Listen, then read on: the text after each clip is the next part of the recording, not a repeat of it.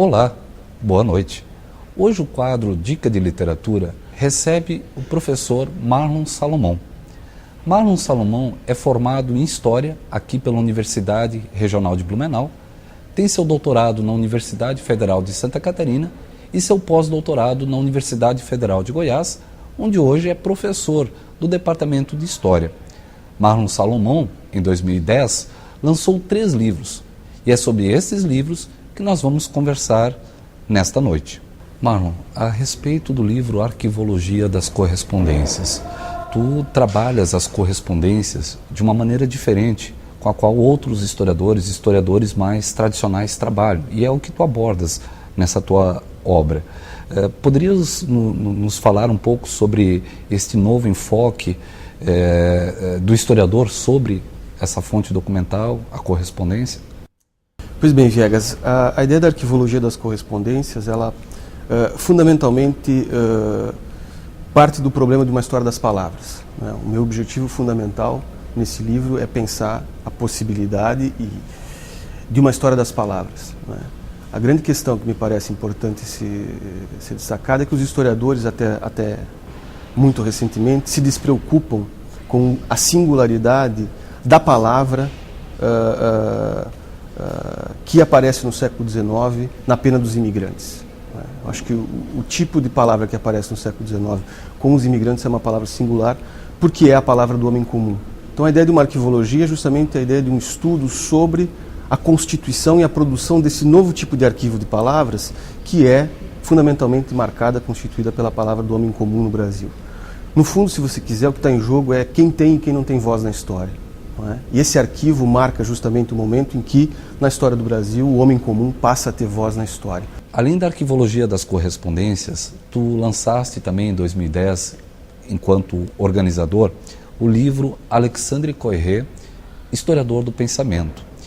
Eu gostaria que tu falasses um pouco sobre esta figura, quem é esta personagem e qual a importância desta personagem para o meio acadêmico brasileiro.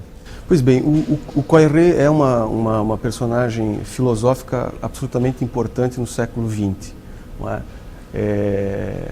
No Brasil e em língua portuguesa a gente não tinha até então nenhum livro dedicado ao seu pensamento e tampouco no mundo em geral a gente encontra 3 ou 4 livros sobre Koyré.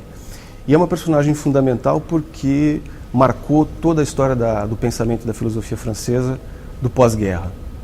Foi Koyré que nos anos 30 trouxe toda uma tradição filosófica alemã para a França que posteriormente vai definir em grandes linhas os trilhos da filosofia francesa do século XX. E o livro foi um livro que eu organizei com textos de colegas, mas também com alguns originais do próprio Koyré e outros textos de referência. É, na verdade, também uma forma de, digamos assim, pensar a atualidade do seu trabalho, não só no Brasil, mas em relação ao pensamento em geral, né? A minha grande questão é se você tira um pouco Koyré dos anos 30 no pensamento contemporâneo, você deixa de compreender a própria história do pensamento contemporâneo do pós-guerra. Marlon, a tua obra mais recente foi publicada pela editora da UFSC e intitula-se A Decadência de Santa Catarina. Um nome forte, né? O título é bastante forte e essa obra tu escreveste em coautoria com o professor Henrique Luiz Pereira Oliveira. Do que trata esta obra? Fundamentalmente, a decadência de Santa Catarina não é uma categoria de interpretação da história de Santa Catarina. O livro trata justamente da constituição e da emergência de uma reflexão no final do século XVIII sobre um certo estado de coisas vigente na então capitania de Santa Catarina, que se definiu como um estado de decadência.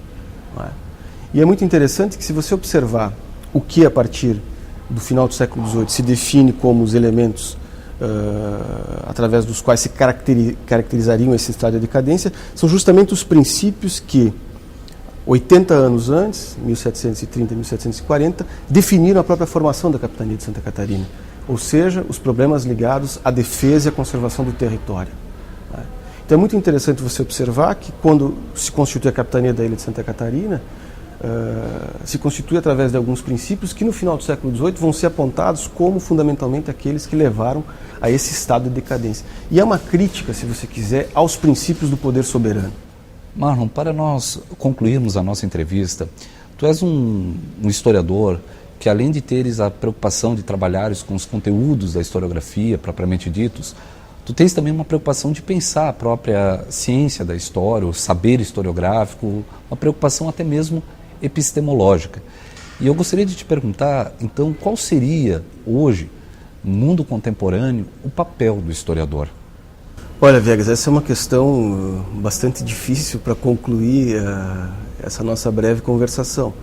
Eu não saberia dizer se há um papel definido ou a se definir para o historiador. O que eu chamaria a atenção, que me parece hoje ser uma questão premente, e que, de certa forma, eu tangencio na arquivologia das correspondências, é o problema dos arquivos.